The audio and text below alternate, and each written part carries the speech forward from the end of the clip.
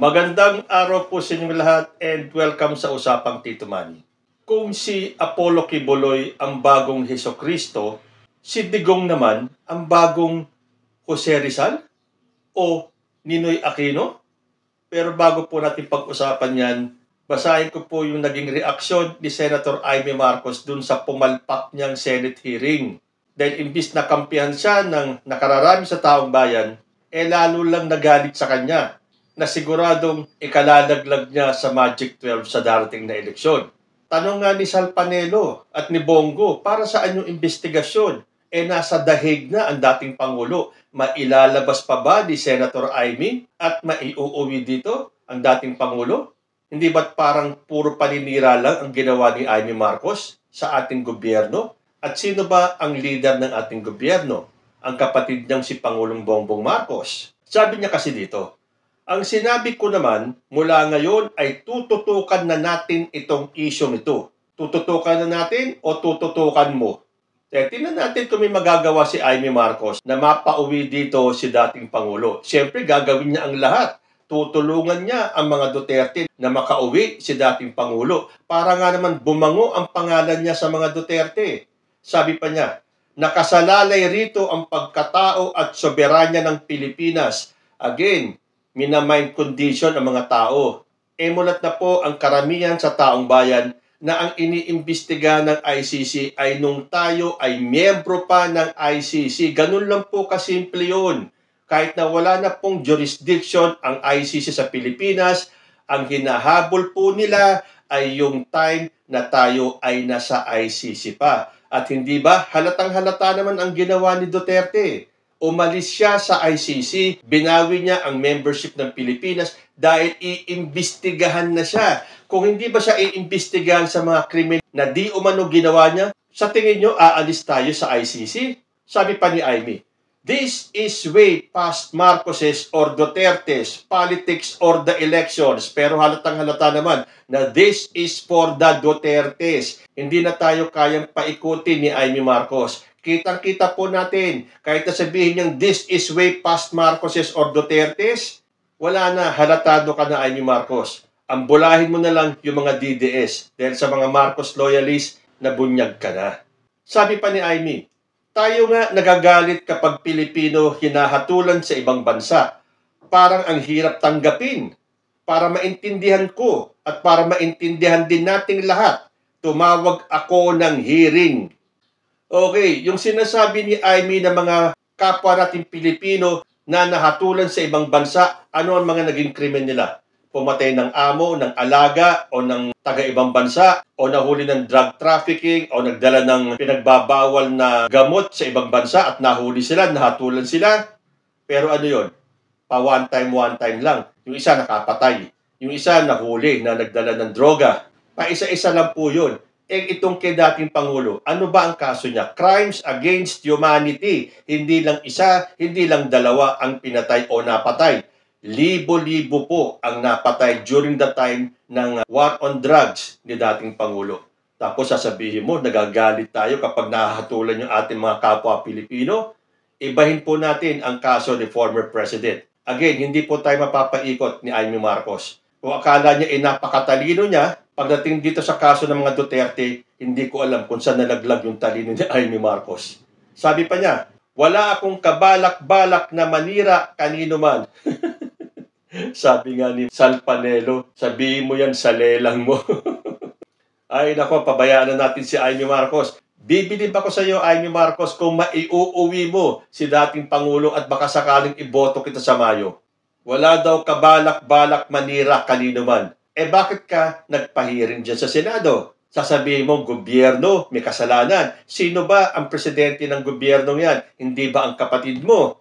So, sino ang sinisiraan mo? Pero teka, ang tanong, sino ba ang nasira dyan sa Senate hearing na yan? Si Pangulong Bongbong o ikaw mismo? Okay, tuloy tayo sa topic natin. Alam po natin lahat na itong si Apollo Kibuloy ay inihahambing ang sarili niya kay Hesukristo, na siya ang bagong Kristo. Dahil yung mga linyahan ng ating Panginoong Hesukristo ay narinig na natin kay Kibuloy. Tulad nung I am the way, the truth, and the life. Yan po ay famous lines ni Jesus Christ. Pero ano ang sinabi ni Kibuloy? Siya na ang daan, siya na ang katotohanan, siya na ang buhay, at walang makakadaan at makakapunta sa langit kung hindi dadaan sa Kanya. So para kay Kibuloy, siya ang bagong Kristo.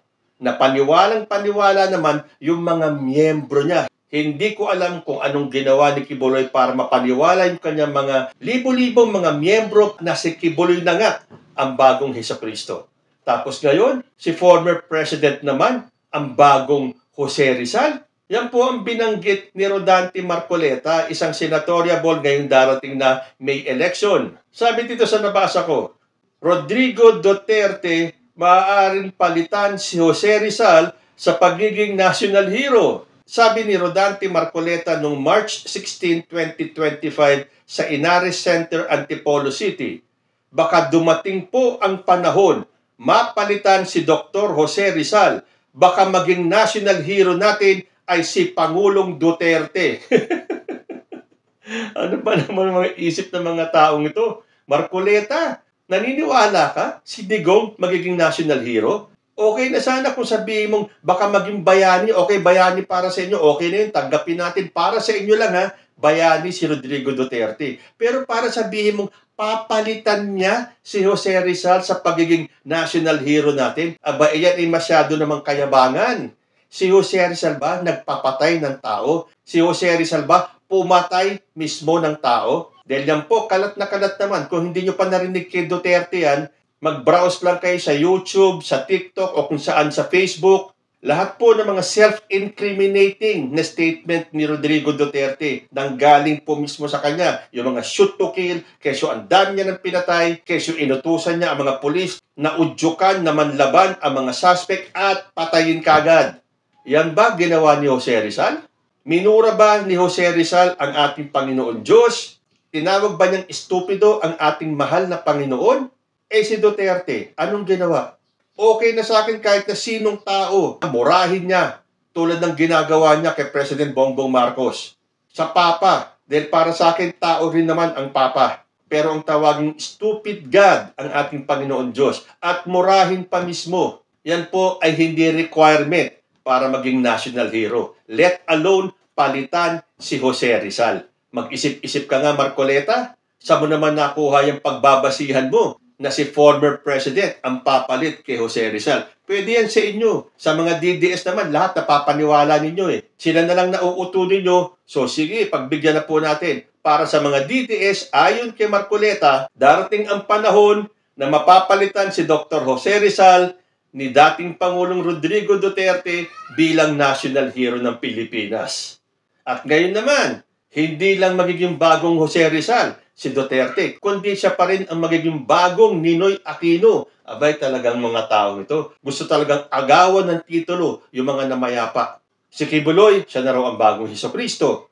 Kay Marcoleta, si Digong na ang papalit kay Jose Rizal. Ngayon naman, itong anak na si Sara Duterte, hinahambing naman ang tatay niya kay Ninoy Aquino. Dahil ayon po sa One News, Vice President Sara Duterte, during a meet and greet event with Filipinos in The Hague, Netherlands on Sunday, shared that her father, former President Rodrigo Duterte, frequently asks her when he can return to the Philippines. Duterte wants to campaign for the upcoming midterm elections as he is running for Davao City Mayor. She revealed that she warned him about the potential danger of returning, likening it to the fate of late Senator Benigno Ninoy Aquino Jr. Duterte, however, responded that if that is his destiny, he accepts it as long as he can come home to the Philippines. Wow, touching, nakakadurog ng puso. Di ba rin na maging Ninoy Aquino siya basta makabalik lang siya ng Pilipinas? Ito ang sinabi ni Sara Duterte. Sinabi ko din sa kanya yun. Pa, sabi ko, yung kagustuhan mo na umuwi, yan din yung katapusan ng buhay mo. Magiging Ninoy Aquino Jr. ka. At sinabi niya sa akin, sabi niya, kung ganyan ang kapalaran ko, then so be it. Basta lang mauwi ako sa Pilipinas. Napakalabo pong makauwi ni dating Pangulo sa Pilipinas. Mukhang hindi pa natatanggap ni dating Pangulo ang kinalalagyan niya ngayon. Gusto niyang makauwi sa Pilipinas dahil mangangampanya daw siya. Pero ang sabi ng kanyang anak, Huwag kang umuwi at baka matulad ka kay Ninoy Aquino. Ano ang gustong palabasin ni Sara Duterte? Na may papatay kay Rodrigo Duterte once na bumaba siya ng eroplano tulad nga nung nangyari kay Ninoy Aquino? Sino naman ang gagawa nun? Samantalang ang gobyerno natin at majority ng mga Pilipino gustong manatiling buhay si dating Pangulo para masagot niya ang mga akusasyon at aligasyon na ibinibintang sa kanya. Hindi ba mas maganda yon? Para kung mapatunayan nila na walang kasalanan si Rodrigo Duterte, di masaya. Haka-haka lang pala ang mga nagawa niyang kasalanan sa mga Pilipino. Di malaking tagumpay yun ng mga DDS. Yan ay kung makakauwi si Rodrigo Duterte. At kung yan ay mapapatunayan sa ICC na wala siyang kasalanan. Pero ang ihambing siya kay Ninoy Aquino. Again, sino ang gustong pumatay sa kanya? Lahat nga, majority nga, gustong buhay siya para harapin niya ang kanyang mga kaso. Ngayon, kung magkaganon man, o sige, pagpalagay na natin, nangyari yung sinasabi ni Sara Duterte. Pagbaba sa eroplano, may bumaril, merong isang Rolando Galman na nakaabang para barilin si dating Pangulo. Aba, inside job yan. Para nga naman palabasin na bayani si Rodrigo Duterte. Para maging Ninoy Aquino siya, para maging Jose Rizal siya. O di pareho na sila ni Quiboloy. Sila ang bagong representasyon ng mga namayapa na. Si Quiboloy, si Jesucristo. Si Duterte, si Jose Rizal. At si Ninoy Aquino. Pero tama ba si Sara Duterte na ihambig ang kanyang ama kay Ninoy Aquino? Ito naman po ang sagot ni Atty. Claire Castro. Kinwestiyon ni PCO Undersecretary Claire Castro ang paghahambing ni VP Sara kay Ninoy Aquino Jr. Iginiit na si Duterte mismo ang nagkumpara sa sarili kay Hitler at minsang nagpahayag ng kagustuang patayin ang milyon-milyong drug addict tulad ng ginawa ni Hitler sa mga Hudyo. Nako, mabigat na akusasyon yun. Fake news kaya itong si Atty. Claire Castro. Sinabi ba talaga ni Digong na inihahambing niya ang sarili niya kay Hitler? So para makaiwas po tayo sa fake news, hahanapin po natin yan sa internet. Meron ba talagang sinabi si former president na ganyan? Ito po ang nakita natin. Galing po ito sa CNN. Sabi ni former President Duterte, Hitler massacred 3 million Jews. Now, there is 3 million drug addicts in the Philippines. I would be happy to slaughter them. At least, if Germany had Hitler, the Philippines would have me. So, totoo palang hinambing ni former president ang sarili niya kay Hitler. Dahil si Hitler, milyon-milyon ang minasaker ng mga Hudyo. Yun din ang gustong gawin ni former president. Meron daw 3 million na drug addict sa Pilipinas. At magiging masaya siya. I would be happy na patayin silang lahat. To slaughter them. Dahil kung may Hitler ang Germany, may Rodrigo Duterte ang Pilipinas na mamamatay tao. Kaya nga sinasabi ko sa inyo, ang pagiging matabil ng dila ni former president ang siyang mag-i-incriminate sa kanya dyan sa ICC. Hindi na po kailangan ng iba pang ebidensya, hindi na po kailangan ng iba pang mga witness para patunayan na nagkasala si Rodrigo Duterte dahil galing na mismo sa kanya. Look, it is all over the internet. Sa YouTube, sa TikTok, sa Facebook, yung mga videos mismo ni former president kung saan inamin niya ang mga pagpatay, na may mga pagpatay na siya mismo ang gumawa, ang mga pag-uutos niya sa mga polis na pumatay na mga adik, udyukan sila na manlaban para kapag nanlaban, di todas kagad. Itong mga pag-amin ni Rodrigo Duterte ang siyang pinapalakpakan ng mga DDS. At tulad nga ng sagot ni former President kay Sara Duterte, kung ganyan ang kapalaran ko, so be it. At kitang-kita na po natin na yun talaga ang kapalaran niya. Actually, I will call it more of karma.